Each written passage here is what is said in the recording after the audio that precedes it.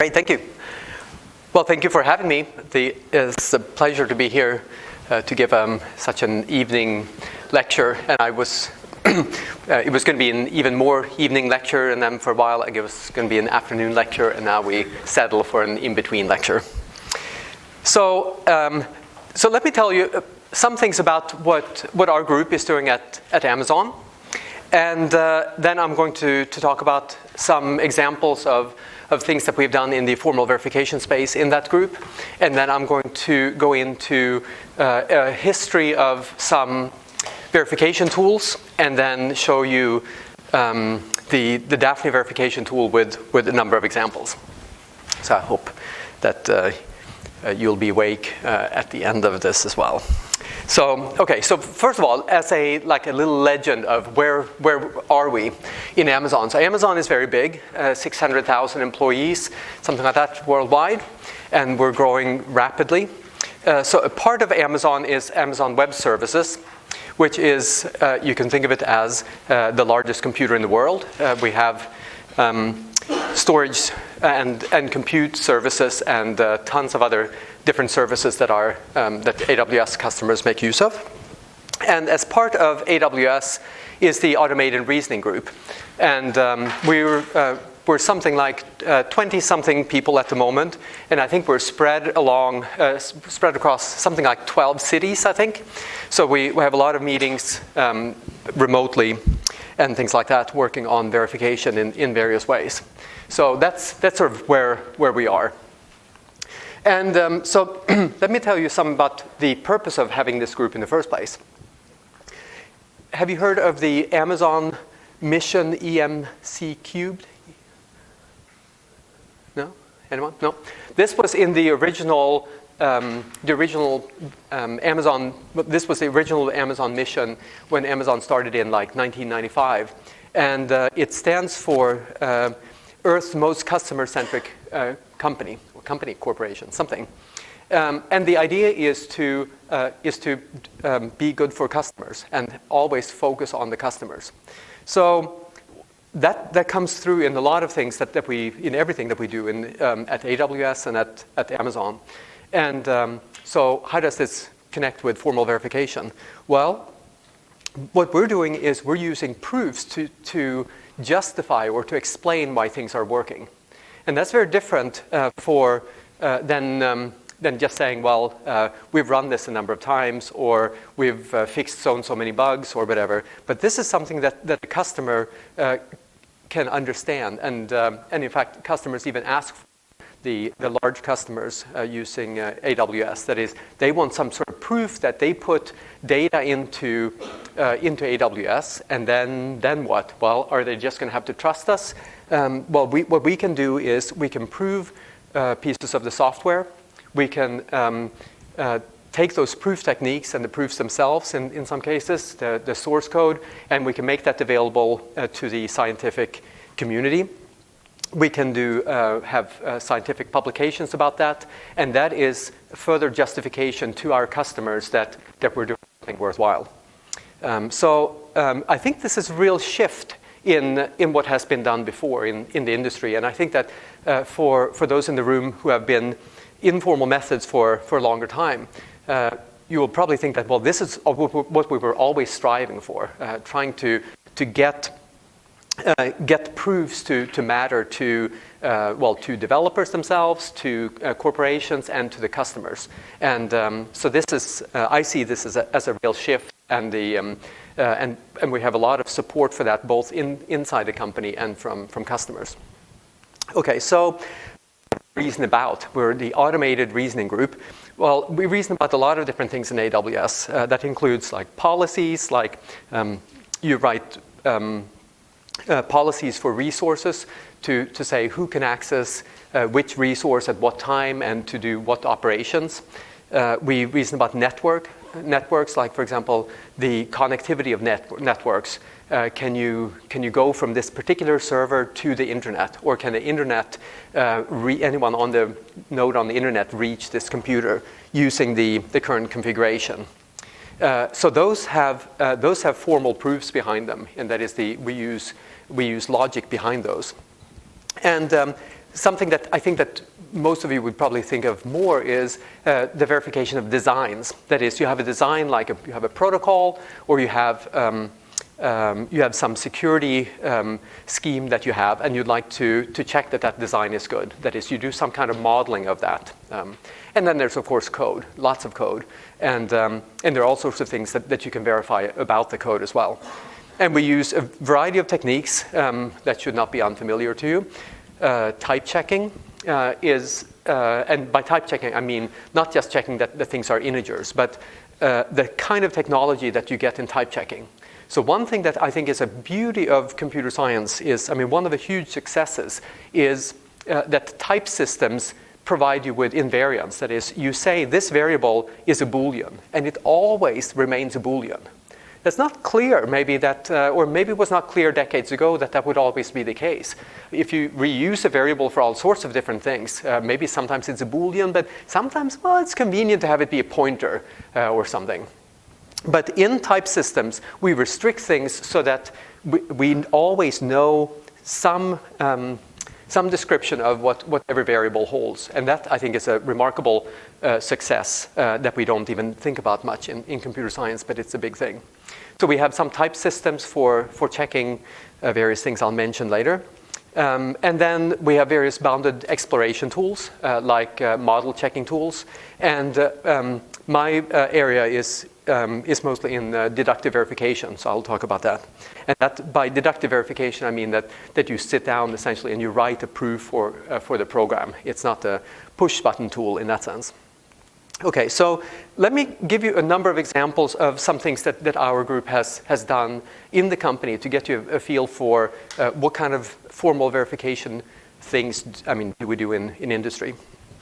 So a number of people inside the company and outside, when they think of Amazon and formal methods, they think of TLA+. And TLA+ has been used at Amazon, and there were some engineers who figured this was a really good idea to use TLA+ to specify some distributed protocols, some systems. And indeed, there are several groups at Amazon who are still using TLA+ in various capacities. And when I go and speak to people, it's often like, oh, you do formal verification like TLA+. And I used to say, well, not exactly like TLA+, I do blah, blah, blah, I would say. But now I've learned to say, oh yeah, TLA+, just like that, I say. And then they smile. So I think this is a really great thing. The TLA+ has done a lot, and you have the model checker that you can run. But in fact, I mean, this is not I mean, where we're spending our time. We're spending our time on some similar things, but TLA+ is known in the company within, I mean, among engineers, and I think this is a really great thing. So we have a number of security protocols. In fact, our group used to be in AWS security, but we've shifted around a little bit now. But so security protocols are still quite important to us. It's the, I mean, most important thing that AWS does to make sure that that things are secure. So one of the efforts in this space has been along the lines of a tool called Quivla. So Quivla is a tool that lets you prove the indistinguishability of two programs. So if you have a program like the one on the screen, which it looks a little bit like an object-oriented notation. You can see it allocates an object, and it has two methods, encrypt and decrypt. And if you're happy with that as a specification, as sort of an ideal description of what your program is supposed to do, then you can transform this in a number of steps to something that is indistinguishable from this program. And if you can do that, if you're happy with this program, then you would be happy with the other one as well. So Quivla is based on, it's like the brainchild of Ernie Cohen in our group. And he has for, I mean, several years used a similar notation on paper, but now we have a tool for checking it, and it's open source there, as you can see. And I'll flash some papers here. You can find those papers online and in published venues. Another thing that we've looked at is various timing behaviors. So if if you have some programs that are running, you'd like to make sure that no attacker could glean some information about your program by studying timing information about another program to see how much interference is there, for example, between competition for the cache or whatnot, and or how quickly something completes. So if you look at a program like this one, so this one seems pretty innocent to begin with. It checks each character in a password according to or comparing it towards with some input. Well, this program, the running time of it is going to depend on how far into the password you're missing the actual character. So if you could measure if an attacker could measure the timing of this program, you can figure out how far into this how far into the password did we get before we got the bad password message. Of course, this is a bit of a simplified thing, but these timing channels have been exploited in various ways in ways that are publicly known, and the side trail tool that we have tries to check some balancing of these. So side trail is a tool that sits on top of SMAC, that sits on top of Boogie, and then it checks that the timing of a program is independent of whatever input you're giving it. Okay, another tool that we use quite a bit is the CBMC tool, which is a bounded model checker for C. And the great thing with this tool is that it applies to C code. There's a lot of C code, and that means that you can apply to legacy systems. And as a bounded model checker, you sort of have the image that this is a push button tool. But of course, with any tool like this, when you apply it in practice, it's never really push button. You have to work at it in various ways to make sure that things go through. Make various compromises in various ways, or specialize things for particular programs. But this is a tool that's been primarily used to check memory safety. So memory safety seems like such a boring property to check because we know how to get memory safe programs. Don't program in C, and then you have it. But there's a lot of code that's written in C. And so a tool like CBMC has been really great to have, and we're using that. This particular publication is about some checking that was done for the bootloader. And this is I think in my head of bootloader is something that happens well after a number of things have come up on the machine. But in fact, this is even sort of just as early as you could possibly imagine it. You turn on the power switch, and the power flows into some loader, and then this code starts executing. So certainly, if an attacker could get in there, they would own your data center. That would be a really bad idea. So luckily, we're able to use a tool like CBMC on that. Okay, so here's another area that is kind of funny.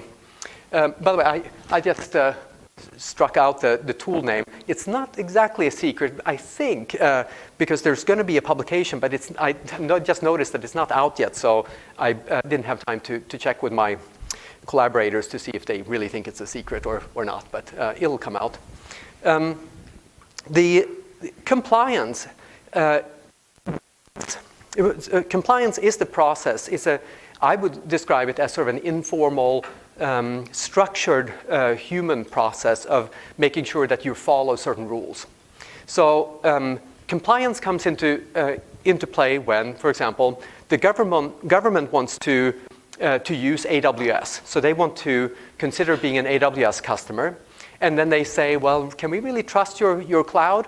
And then they want to have certain assurance guarantees that certain things are being done. And this includes like having people guarding your data centers to make sure that no intruder comes in there. But of course, it also has to do with digital security as well.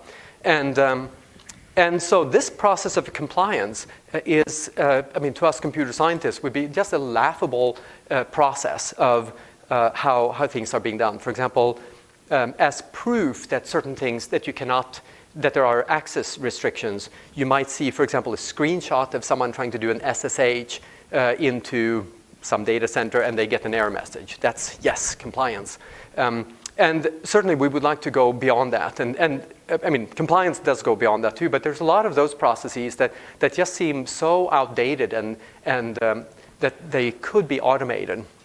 So from a computer scientist perspective, compliance seems like there are a lot of things that you could do. For example, what if you wanted to make sure that every encryption that's being done uses keys that are at least 256 bits long?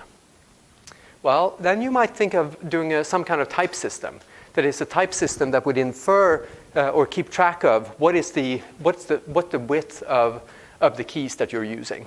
And so from a technology standpoint, that seems trivial if you compare to like higher order functions in some sort of cool lattice with monads and I don't know what else. I mean, but this is super important. And if we can make steps in this space in compliance, I think that we can really change how compliance is done in the industry, and that would be huge by itself. Okay, so I'm going to spend the rest of my time talking about deductive verification. So what I mean by deductive verification is that you have a program and you have some specification of it, and the specification is typically something like a pre and post condition. And then to verify that your program satisfies this specification, you typically also have to add a lot of auxiliary specifications like loop invariants and other data structure invariants. So some things that we've done in our group in this space is for C, we have applied VCC, which is an old tool that's no longer being developed, but it's still been useful in some places for C code. And in the Java space, we've used the Java modeling language and the OpenJML tool for verifying that. But for Java, we're designing a new specification language and a new tool called Javelin. But these, because these apply to C and Java, that's really important to all of the C and Java code that's in the company. But it's really tough. If you're given one of these programs and you try to verify it, it's really tough. And the reason is that when you write a program that is written without sort of specifications and correctness in mind, you write it in a different way. So here's a thought experiment that you can do. Imagine that you're writing something like a Java program, and it doesn't have types. So now, okay, you're thinking, okay, I write those programs every day. I write Python or JavaScript. Yes, you, right? Okay, so now imagine that you take that program, and now someone says, it's a really good idea to have static types in your program. So if you now try to retrofit that program, you would think that we think of the types as, well, that should be easy, right? Now we just add the types that we had in mind in the first place. But doing that is really difficult to do it afterwards. Whereas if you wrote the same program in Java or some other language with types, I mean, a Ruby programmer would complain because they wouldn't get the flexibility they would want. But for most programmers, that works just fine. That is, writing the program when you're writing the types down is no big deal. That is, the types are not generally a hindrance there. So the same sort of thing goes for verification, but at a different level. So if you can, if you try to verify code that's already been written, it's really difficult. So here's a little comparison. So if you want to get verified software, you could start with some legacy code. And that means that first someone has written code and tested it hopefully. And then you come in and you write specifications. And now after that you try to prove that the code actually meets those specifications. I mean, this is really difficult. So then you go back to textbooks and sort of idealized worlds, and you say, well, it's easy. We write the specs first, and then we derive or derive the code or compile it or synthesize code or do stepwise refinement or extract code from some sort of proof or something, right? And that's a very nice idea. If we could do that, I mean, that would be really great. But I think systems programmers have a really good understanding of what they would like to do, so let's say performance-wise or something in the program. So So I think that this process, even though I like this process a lot, I think we have ways to go before this could be something that is that's used as a standard in the industry. So, well, what do we do then? Well, you do it if you do them together. That is specification, code, and proof. That's if you look at the projects that have been successful, which have been mostly in the academic world and not entirely. But if you think of verification projects like SEL4 or CompCert, and a number of other projects like that, what all of those projects have in common is that they were written with new code. That is, the code and spec and proofs were all developed together, and it was not like you started off with some sort of legacy piece of software and then tried to verify it. And so I think that if we should be able to do verified code, this is the way that we have to do it. And that takes a lot of convincing because engineering organizations have a lot of code already. And so to convince them that it's going to be a good idea to rewrite some part of it it's an uphill battle. But what we have somehow marvelously achieved in our group is that the winds are blowing in our direction. We have some opportunities where we're able to do this. And that, I think, is really exciting.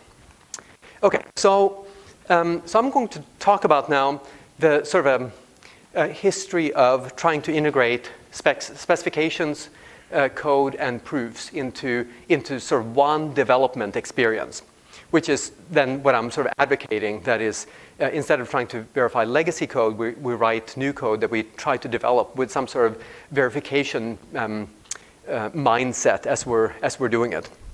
So I'll lead up to some things that we're doing, but let me give my perspective of this. That is, and my perspective, I mean, what I mean is the path that I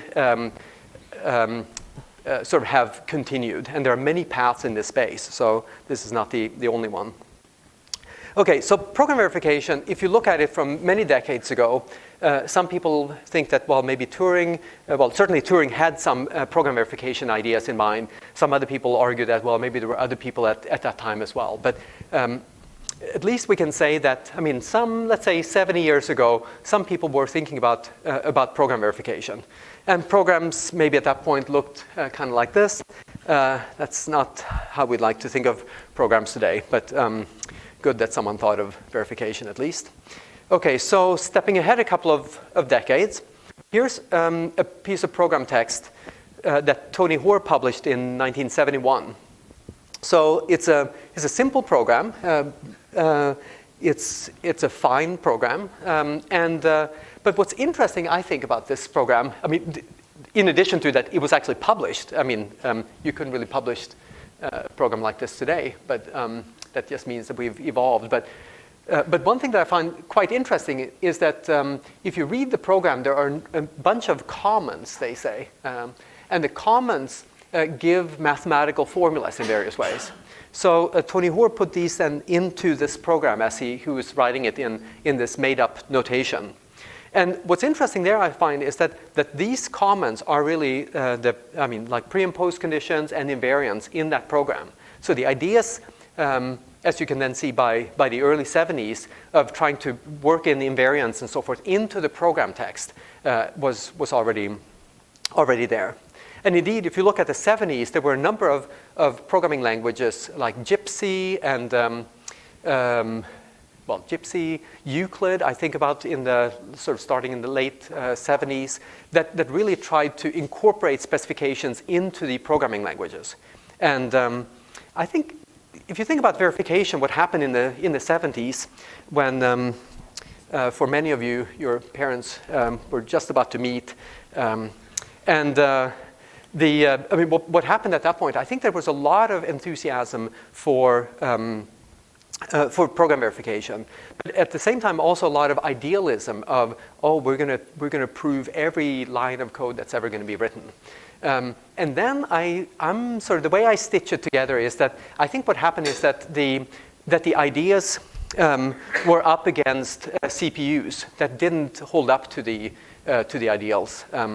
And furthermore, I think that the ideals were also a bit naive in thinking that we would really verify everything. So So I think that I mean, after the 70s, some things died down in the formal verification space. Okay, in the late 90s, some things started to be revived in that space. And so here's a slide that I used a number of times, similar slides, for extended static checking, which is what I was working on at the time with Greg Nelson and some other colleagues at the Systems Research Center. And one thing that I find kind of interesting looking back at this was that one of the things that we argued about quite a bit in these days was that if you consider traditional checkers, they are like type checkers. Then they use like decidable technologies. So I mean, you can prove that they are decidable and stuff. And then there's program verification up in this corner, which, by the way, the axes are how much you cover of the program and how much effort you spend to get there.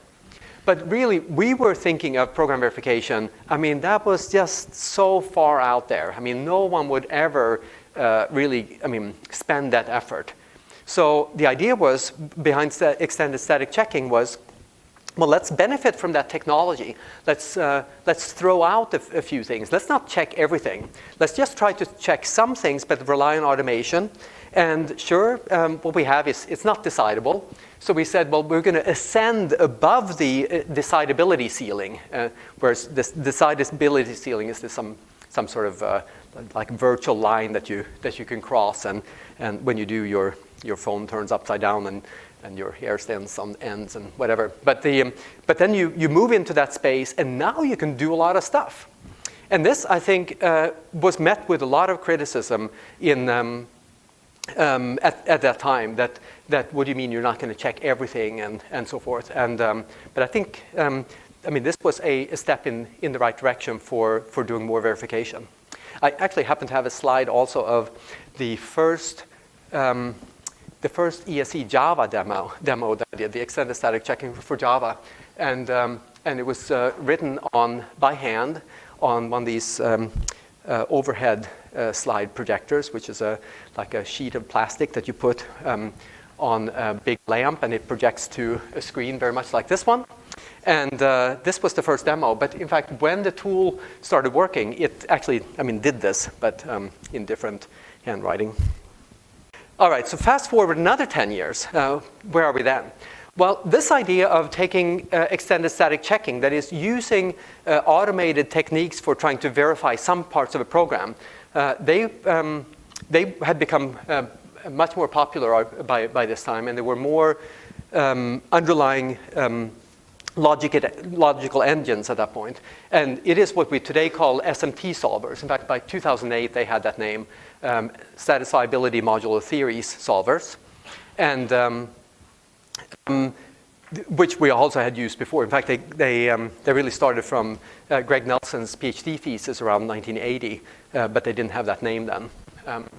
So whereas now before, I had in this part of the diagram, I had type checkers or traditional checkers, but now I put extended static checking there. The idea being that you have some amount of effort that you put into using, into getting the limited checking that extended static checking gives you.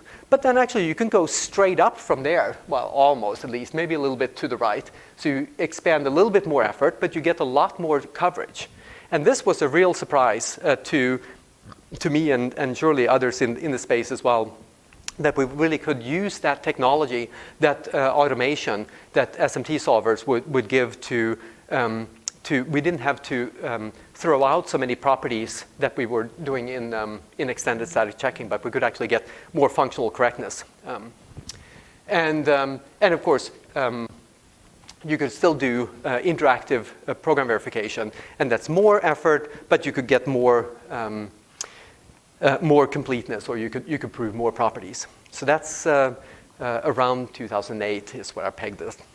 But if you want to prove a program to be correct, it's not enough just that you have something that has a program text and some specs and some and a logical engine. You really need to have a mathematical language to describe things. So if you want to describe what it means for a program to be correct, you need to be able to state functions and lemmas, and the automation is going to run out at some point. So you need some way to get in there to help it along. So So this is something that now if you look at interactive proof assistants, they have had this capability all along. Many of these interactive proof assistants started in the late 80s, or at least some of the technology from there started in around that time. And they've always had this technology that you can build up. You can build any kind of theory that you want. You can describe all sorts of fancy things. And then you then go to try to prove that your program lives up to those specifications. But in the 2010s, which is the current decade here, there were a number of tools that then tried to catch up with that, to give you automation. And that essentially meant that you could do similar things, but just much faster. If you look at something like, let's say, the four-color theorem. The four-color theorem is a mathematical theorem that that the idea behind making a mechanized proof of it was to make sure that there really weren't any mistakes in it. And that means that you really would like everything on your stack, in the verification stack, to be as correct as you possibly could imagine it. So having a small, trusted computing base is really important. And that's something that these semi-trucks offer you. But there are a lot of programs that you can verify with much less effort. Nick Swami, I presume, is going to talk about F-star later in the week. So you'll hear a lot about that as well. Okay, so I've mentioned the name Daphne a number of times here. So let me continue with speaking about Daphne in particular, and then I'll give you some demos and tell you what we're doing with Daphne at Amazon. So Daphne is a programming language, and it's a programming language that was designed for reasoning. So it was not designed for like high-speed computations or like Go channels or prototyping or whatever. It was designed with the purpose of being able to reason about the programs. And I think that a lot of this inspiration came from other tools, languages in the 70s, like Euclid, for example, that I mentioned, had this idea. If you look at, in the 80s, there was Eiffel, the Eiffel programming language that Bertrand Meyer designed, also had the idea that you bake in these specifications in the program text. What does Daphne do differently? So Daphne has a number of constructs that you can use in programming, but there were two other things that were really important to making Daphne be a usable tool. And one is that it has tool support. So tool support in particular means that it has a verifier, and that verifier was designed with the language. I think that if you go back and look in the 70s at the Euclid programming language, Euclid was designed with some nice ideals in mind that you would write down specifications of various things. But really, I think if you go back to that language, you find that there are a number of things that you would have needed in that language if you really want to prove functional correctness of software. And that's something that you don't discover really until you have the verifier. So if you're a graduate student and you're working on some sort of proof technology, whatever, building a verifier that you can try out examples with is really important. You will go much further. Speaking for myself too, I'm just not smart enough to see where all those problems are. But then when you build a verifier and you try it out and you go, why isn't this checking? And then you realize, oh yeah, my theory, even though it's perhaps sound, it actually doesn't allow me to prove the things that I want to. And so the tool support is super important. The other thing is that of an integrated development experience. So when you write a program, you would like to be able to interact with the proof assistant as you go along. And if you have to take your eyes off the program and do a bunch of proofs and then come back to it, that's a completely different experience. Also, if you to an IDE, to an integrated development environment, and then you go back to the command line just to compile your program, it's like, whoa, this is really clunky. I have to sit at the command line and issue command and wait for the compiler. You just expect that the environment is going to do this for you. Now, many of you will not have run a spell checker manually, but let me tell you that there was a time where, let's say in the late 1980s, for example, you would have Microsoft Word, you'd written your document, and now you go, I'm going to spell check it now. So then you go through the menu system and you spell check it, and it would go through word by word and then highlight various things, and you go, oh yeah, that's the wrong word, and you fix it. And this takes a long time. This is the same analogy that I was trying to use before, that if you have a program that doesn't have types in it, or a program that doesn't have specs in it, adding those later is just takes a lot of effort, and it feels like a lot of effort. Whereas today, when you write an email, you mistype some word, it highlights it, it even autocorrects it for you, whatever. It's not such a big deal. Getting there for program verification as well, I think is, the only way we can get there is if you have much more of that interaction. So I wish that there was a lot more research on that front. That is just, take any tool out there or a new tool and develop new techniques that just give you the sort of input that you want.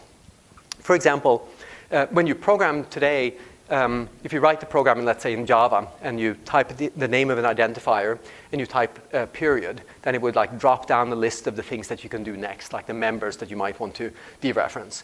What are those things that you would like to do for a program? Maybe now it's going to suggest, how about an inductive lemma? Or how about this or that? There are lots of things that we could do in that space that I hope that we'll see much more of. Okay, so those were the things of Daphne, the language itself, the verifier, and the IDE. So let me talk a little bit more about the features of the language itself. And I divide the features into three classes here. There are the imperative programming features, which are the usual constructs that you would find in an imperative language, if statements, while statements, assignments, dynamic allocation, classes, things like that. But the language also has functional programming features, like recursive functions and inductive data types. It even has co-inductive data types. And then, very importantly, if you're going to really do proofs with the and specifications, you need some way to write down the specifications and to do the proofs in the language itself without taking your eyes off the program text. So let me go into these in a little bit more detail. How many of you have programmed in Daphne already? Oh, okay. Oh, good. Great. Okay, so I'm going to give you some examples, and only this first example is actually from some code that we currently are writing. I was going to do some more, but then you'll see in a moment that I decided for some other examples to show you here. But this is a piece of code that's part of a development that we've made. In fact, actually, this is a piece of code that's replacing something that's in the system today, and this is one routine that's easy to describe. Well, it turns out that in this system there's a comparison of strings, and the comparison in strings is a little bit unusual in that it allows hyphens. It doesn't care about the hyphens. So when it compares two strings. So it turns out that this is in a very central place. If this was wrong, bad things would happen. So, and for an algorithm like this, there's no reason for us to get this wrong. So why not verify it? So I've given some examples here. You can see if you just erase all of the hyphens first and then do string comparison, that's what it's supposed to do. So okay, so what I'm showing you now. Is that legible for everyone? Okay, so I'm now showing you a piece of Daphne program text, and I've written a function here called RemoveHyphens, and it takes a string, returns a string, and it's a simple recursive function that walks down the characters of the string, and then whenever it finds a hyphen, it just skips it. Otherwise, it includes the non-hyphen in the result. I don't have time to tell you all of the features of the language, but feel free to ask if something looks especially puzzling. Okay, so that's the remove hyphen functions. Why would I write such a function? I mean, seems maybe inefficient to have such a thing, right? It's gonna if you think about how are these strings implemented, I mean, are we going to have like quadratic space and time of copying these things? Well, fear not. I'm going to use this function only as part of a specification. So here's the real one. Here's the method that's going to do it. So it takes two strings, and it's going to tell us if the things are equal. And here's the specification. I'm just using a post condition in this case. Post condition says that that return value, the output parameter, is going to be true if and only if, when you remove the hyphens from the two inputs, S and T, they are equal as strings. So the whole idea with the specification is you want to write a piece of program text or write some formulas that are just easy to understand. That's the whole point of having the specification. So you can look at that and agree that, yes, if the program does this, then I'm happy. Okay, would you feel happy about this program if it did this? Okay, I see some nods. Great, yep, I would feel pretty happy. So, okay, well, here's the program. I'm just going to flash by the program text. But the idea is that you can now see that there are things like assignments, a loop, and the loop has, I'm giving it here some loop invariants. I'm just writing those down as the author of this program has written these things down, and then we say something about the RemoveHyphens. Actually, this is a nice assignment, by the way. I'm using a particular trick here in the specifications, which is a trick that I talk about. I have a video series on YouTube, a channel called Verification Corner, and one of those episodes, the one with Rosemary Monahan, talks about these sorts of invariants. So I would actually encourage you to prove this program yourself. I mean, write this in your favorite tool and then prove it yourself. But this is the way to write the invariant to make it go through nicely. Okay, and then it talks about, well, what is the termination metric for this loop? It's that. And then you can see some code here. At the end, so that's the end of it, you can see some assertions. Well, assertions are things that programmers are used to putting in programs today. That is, you get dynamic checking for it usually, right? And you can write assertions in Daphne as well, like this. But assertions just go away. The compiler just erases them. In fact, the compiler also erases all loop invariants and termination metrics and post conditions. All of that is gone when you run it. So it just the compiler just erases all of that. And here we can see, well, when writing this, it was convenient to have names for these expressions. So here the program just assigns them to two local variables. Well, these local variables are ghost variables. Well, all that means is that the compiler should feel free to erase them. In fact, the compiler does erase them. So they're just used in these assertions, which will also be erased. And as it turns out in this program, these assertions that I've added there are the additional hints that are needed for the proof checker, for the verifier, to verify that the program is correct. So you need, we have the specification, we have the loop invariant, and we have some additional proof hints, that is some assertions. I'm not going to teach you how to come up with these assertions or have a systematic way of doing it. But that's something that you need to learn how to work with working with a tool like Daphne. Okay, any questions about this piece of program text? Yeah. If you don't get the assertions right, then is there a useful error message, or is it just okay, let's see. Okay, so I'll comment this one out. Oop, well, wait a minute. Oh, okay, it solved it without that. Okay, maybe we didn't need that one after all. Oh yeah, there it is. So here it says the loop invariant might not be maintained. So let's see which one that is. So okay, so without that, it can't prove this loop invariant. Well, so if we didn't have those assertions there in the first place, now what do we do? Well, why? I mean, it can't prove it. What are we going to do? Well, what you would start by doing now is you have to think about yourself. What is the reason that I think this should hold?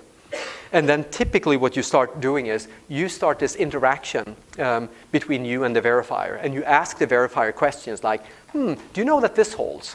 Like, for example, the the assertion that I'm pointing to here. Do you know that this holds?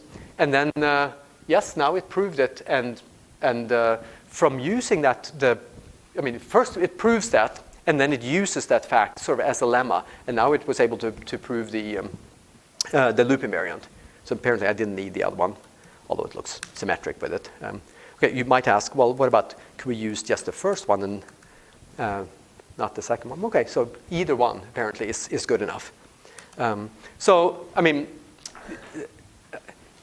thing that one has to learn as a verification engineer, as a software engineer doing verification is, well, there are a lot of things that are going to come for free, that are going to be automatic, and there are a lot of things that aren't. So one thing that I see many people do when they start, especially when they have a lot of knowledge, is they try to understand exactly why this might be.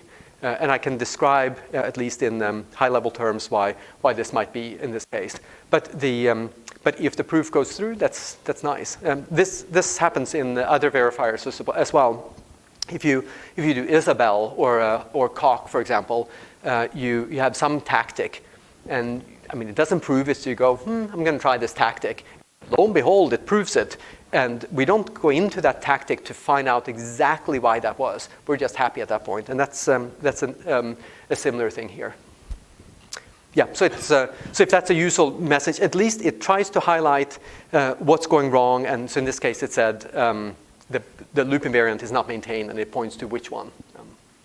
Okay, other questions about this one? Okay, whoops. All right, let me go on here to another one. Okay, so now I talked about imperative code. And now let me talk a little bit about functional code. So the example I'm going to give here is the following. So imagine a path. So I'm going to define a path inductively. And I'm going to say that the path consists of a number of left turns and a number of right turns in some order.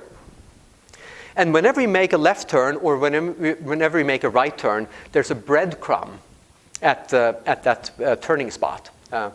In my example, the breadcrumbs are going to be integers. And then there are two people here, Hansel and Gretel, and they're walking along this path.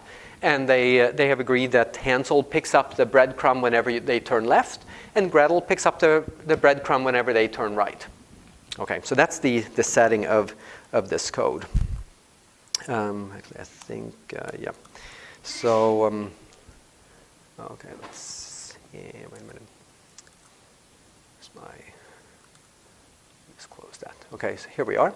Okay, so what I'm going to show you now is, well, here's a standard definition of a list, and summing the elements of a list. Not so interesting. Here's the path that I talked about. So path is either it ends, or you make a left turn or a right turn. And I assume that all of you know how to read such a data type. Is that right? Is there someone who would like more explanation of what that data type is? Or should I say some more about it? Okay, all right. So with such a data type then, so a path is it's one of those three alternatives. So here's the code for Hansel. So Hansel running on the path, if the path is stopped, that is it's the empty path, then we return the empty list. And if it's a left turn, the list that is returned includes that breadcrumb, and if not, it ignores it. And Gretel does just the symmetric thing. So that's one way to write a functional program in Daphne. I'll come back to this in just a moment. Okay, so what about proof authoring? Well, proof authoring often goes hand in hand with the functional components of the language. Now, you can write functional programs in Daphne and compile them. But anytime that you write a spec, you have to write functions. You don't write imperative code as specifications. So functions can be both, but the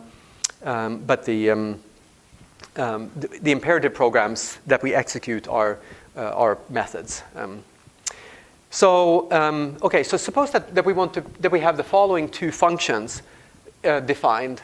So let's look at the first one here. So I call it diff. So if you take the breadcrumbs that Hansel picks up from the path, and then you do the same for Gretel's, and then you take the difference between the two, the the left ones minus the right ones. You get something. So this function diff is easy to understand, I claim. Or do you agree that it's okay, easy to understand? I mean, why one would want to do this, I don't know. That's beyond my point. And here's something that claims to do the same thing but faster, because the Hansel would go down the path once, and then summation would go through those again, and then these two as well. So actually, you get like a 3x. I mean, it's a linear algorithm, of course, but you spend 3 times the length of the path here. Whereas this one just goes down the whole thing once, and in fact does not spend any additional storage either. So we'd like to then prove that these are the same. So let's take a look at that. So here are those two functions that I just had on the slide. And then we'd like to prove them. So here I have stated a lemma.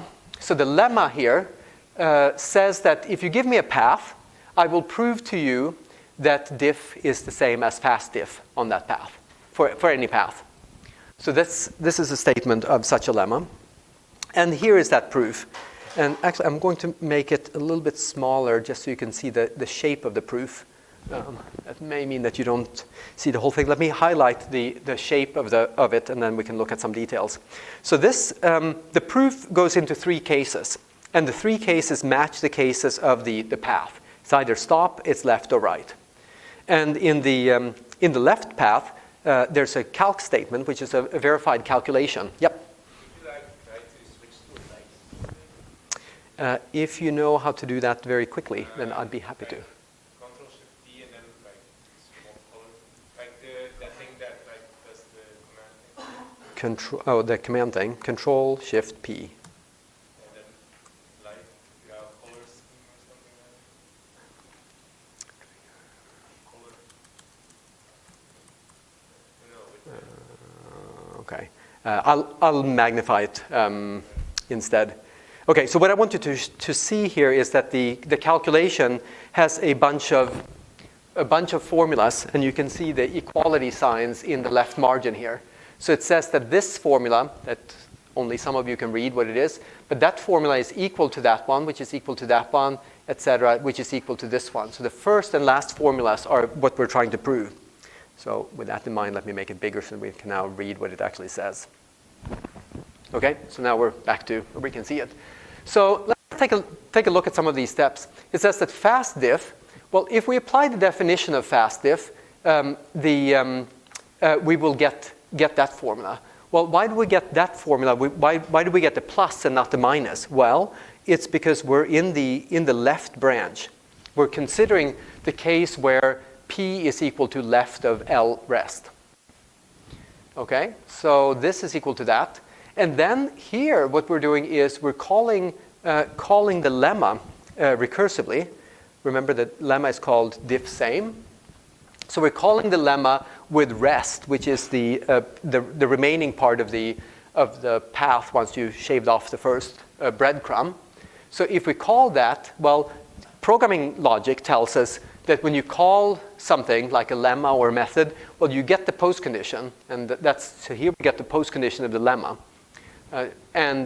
So we get that diff is equal to fast diff for whatever we pass into it.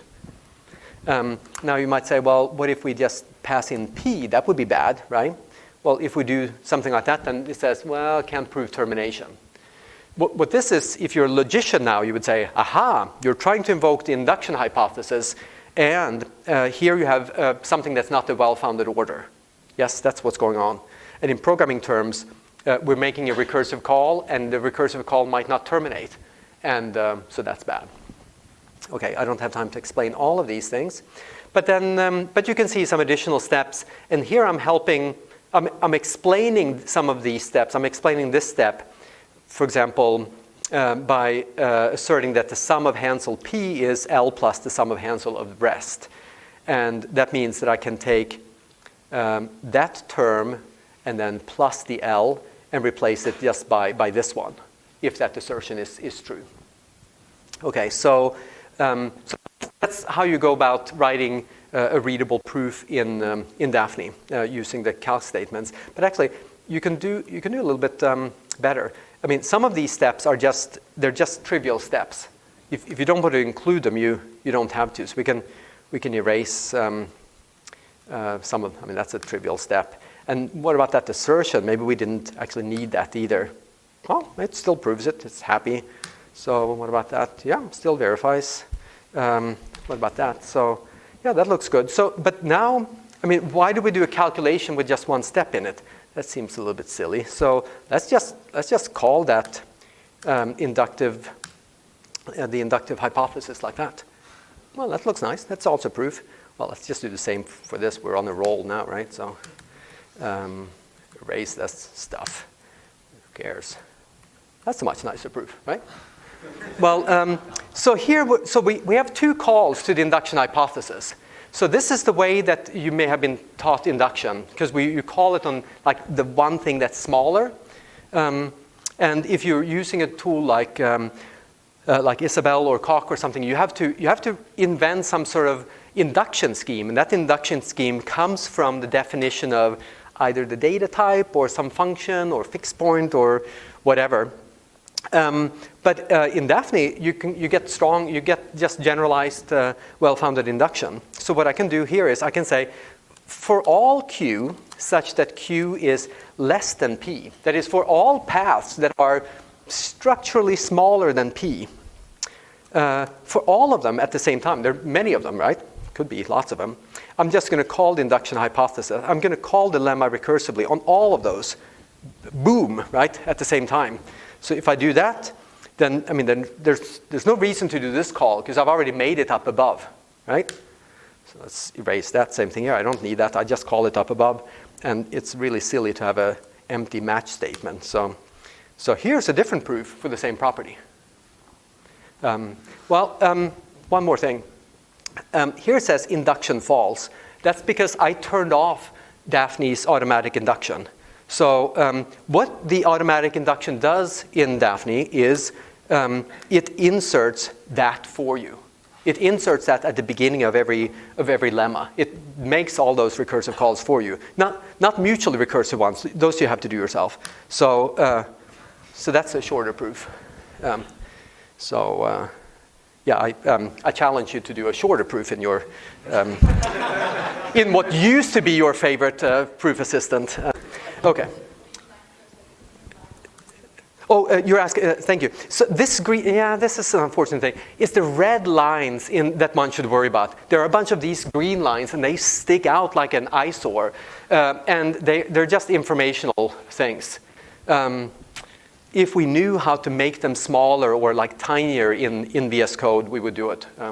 If you know how to do that, let me know. But yeah, so it's that one you don't have to worry about. But thank you for the question. Okay, so let me go through one more example before I stop here.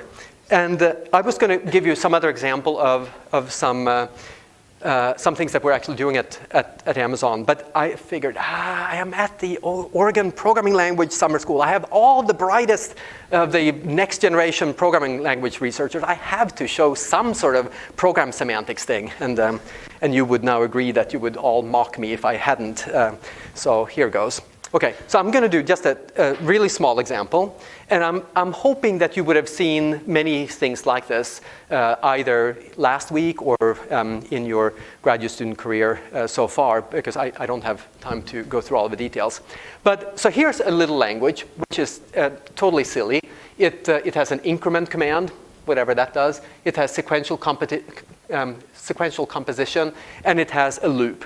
The loop chooses to repeat that command any number of times that it chooses. 0 times, 58 times, infinite times, whatever. I don't know. You may not want to program in this language, but this sort of, I'm trying to demonstrate the sort of thing that we do all the time as programming language researchers.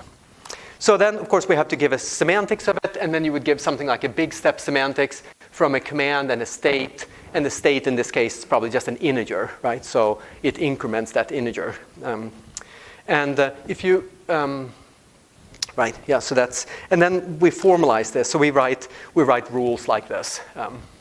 If you haven't seen rules like this, I don't have time to describe them, but if you have, you could just at least feel like, oh yeah, that kind of rules.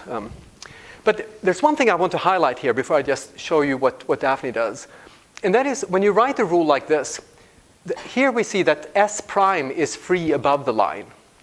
Well, that means that you read the entire proof rule as a schema. It says if you find any kind of S prime that fits that, you're allowed to apply that rule.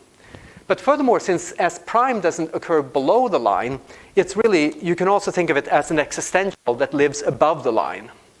It's just a logical kind of consequence. I just want to point that out, that these S primes are existentially quantified. And that's, I claim, if you've seen these rules, you already knew that, but maybe you didn't think to write it like this in red. Okay, so now I'm going to just let me do one more demo here. Raise that. Okay, so here I have that command, and I say that state is an integer, and here I've defined big step. So big step is then what I tried to show on the previous slide with those fancy inference rules. But here we get a complaint. If you read through all the green stuff, there's a red line there too.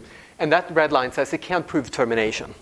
So here, if you look carefully here, so what I've just done is I claim I've just transcribed those inference rules written in sort of mathematical notation into Daphne.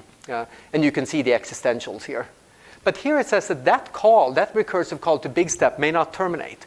So what that's saying is that if you call this predicate, it doesn't compute the thing. I mean, it just, what this predicate does, it really just lays out a recurrence equation. It says that big step of that is equal to this.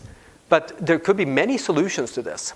And in computer science, probably mathematics in general, when we have something like that, we want some fixed point of this. And we always pick the least or the greatest fixed point, which is rather magical. I mean, it's never like the 7th from the top fixed point or something like that.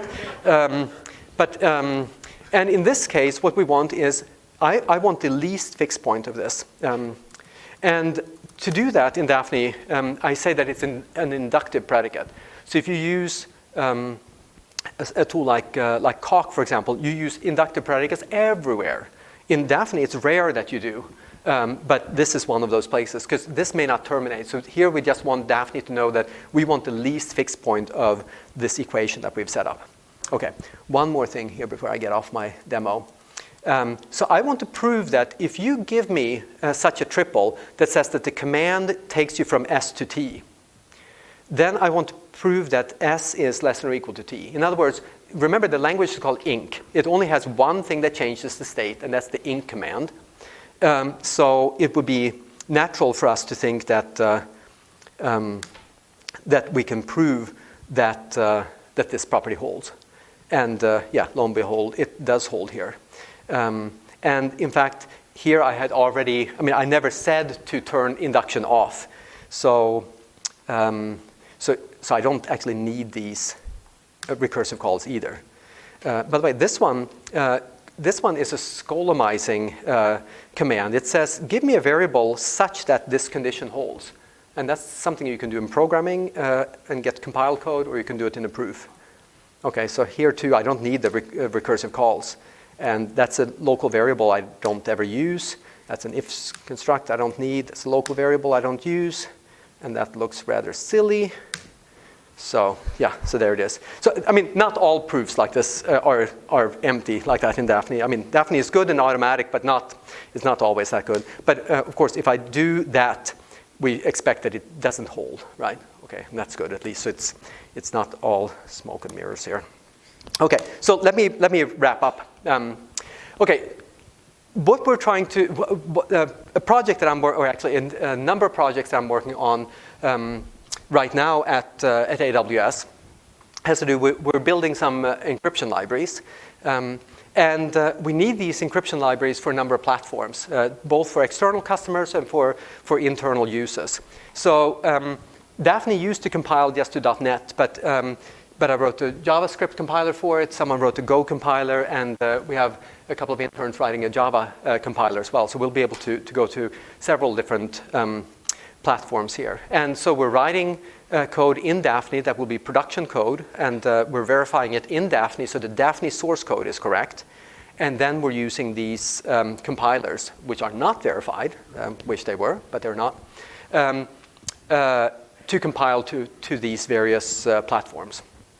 And I'd be happy to, take more questions about that. But let me wrap up here, and then we can talk. So this is, well, my own PowerPoint panorama that's so smooth and nice. This is our space that currently has 9 interns in it. So I'm getting a break from that experience, and it's so joyous actually to be with all these 9 interns. All of these 9 in Seattle are working with Daphne, or in some cases on Daphne. And in fact, 3 of these people have been to this summer school before, so you too can join us if you'd like. And so we have internships, and we have internships in, not just in Seattle, but in other cities that our group is in as well. And we do a lot of verification work, as I've described. And I think, sort of just to summarize the direction, I think that what we're seeing now is verification in the last 20 years even has grown. And I think that, we've now seen at Amazon, and there are other examples of putting verification into mainstream sorts of things. And I would expect that in the next 20 years, this is going to grow a lot more, especially as we figure out better tools and how to work with these things. And by the way, in addition to these 9 people, there are 2 other engineers that I'm working with, and most of these people had not done a formal verification beforehand. So Daphne is a language that you can put in the hands of someone who's doesn't have that formal verification background. So with that, I'm happy to take questions, and whatever you do, program safely. Thank you very much.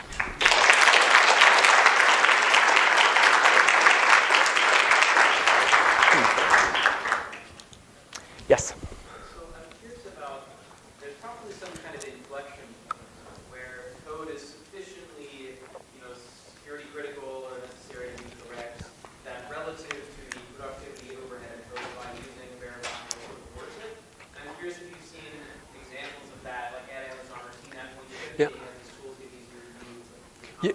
Indeed, I think that there is such an inflection point. That is, as you put in more and more effort into the whole thing, at some point, the effort that you're putting in is too much for what you're getting back out. In the extended static checking days, we used to call this the, what did we call it? The, never mind. Look up the extended static checking for Module 3 publication. But yeah, there's a law of diminishing returns. And so I think that as a software engineer, it's up to us to try to figure out where are these places where we want to apply verification. But I should say that in the encryption libraries that we're currently writing, so far this summer, I have not seen anything been slowed down by the fact that we're verifying it. That is, if we had written the code in, C, we would have been slowed down in other ways. But if we would have written it in Java or C#, we would have faced sort of similar things. So now we're, so it seems that, that's just sort of a gut feel, but I've not seen that we've spent that extra time to get things verified. Yes. Yep. It seems like this interactivity, the properties you have, it seems like this is an important component of how the workflow is supposed to happen. Yeah. And I was wondering if you could comment on how you make it really fast, integrated with the tool. Yeah. So one thing that happens is to make the integrated experience be fast is that that there's something needs to do sort of caching, and the language to begin with was designed sort of as in my head I'm thinking like 2-pass compiler, which just means a programming language designed after 1970s, but where you don't have to like have all the things declared first that you're going to use later. So having a language that is, that can refer to things up and down is one thing, but then to make it go fast, the verifier does do things in parallel, but as from what we've seen, the parallelism that you get from the useful just when you load the file, because then there's lots of things to do. But after that, the parallelism does not gain you nearly as much as caching does. So caching is super important. So Daphne is implemented in terms of Boogie, and Boogie does caching for us. So so I think that caching is good. And of course, to get it to work fine in the first place, you have to think about the logical encodings and things like that. But I think that there's, if you take other proof assistants, Isabel has a very nice interface these days that also tries to be interactive and tries to figure out where to prove things. But a number of tools that still use the old like proof general format, like the green curtain that you roll down, and then 5 lines up you forgot something and you have to roll it back up, and it's really old. Someone should replace that. Yeah. One more? Yeah. Yeah. Do you think you need to surface some of these verification syntax in the host language, or can you augment some language without kind of introducing a new language? Yeah, I get asked many times, and about Python in particular. Python is quite popular, and could I build a Daphne for Python, or that is a verifier for Python, or pick your other, some other language. And we were building Javelin, for example, for Java. It's what you find that you need is, first of all, you need pre and post conditions and invariants, and so you add some sort of syntax for that. But then you realize actually you need more. You need mathematical functions. So now you need to distinguish what is a mathematical function that you can use in a spec, and what is sort of a C function or a Python function or whatever that could have side effects and allocate memory and do all sorts of things. And then you realize, oh, well, I need mathematical sets. Well, Python provides sets in various ways, but they look sort of like object, and then you have to worry about equality between things, or you reference equality, and things get really complicated. So it's that stuff that is more bothersome, I think, than the language components themselves, the statements. But one can certainly build verification tools. So if there's a need to do that in some other language, you could do that. Yeah, Nick had a question. Or do you still? Yep. I was curious about what kind of encryption routines you program. You said what encryption routines? So actually, the encryption libraries that we're doing here sit on top of Bouncy Castle, or on top of OpenSSL. So what we're doing is sits above that.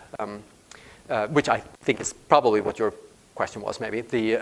So we're not actually verifying. In this work, we're not rewriting OpenSSL in Daphne. But there's a number of other things that happen on top, like key management, and there's various caching going on for keys, and there's envelope encryption, and a number of things. But still, there are many things that one can imagine proving that Daphne does not prove in these ways, like the protocol correctness that we then prove separately in Quivla that we'd like to combine in some way. There are also information flow properties that are not easy to specify, or at best clumsy to specify in using pre and post conditions. So there are additional things to check as well.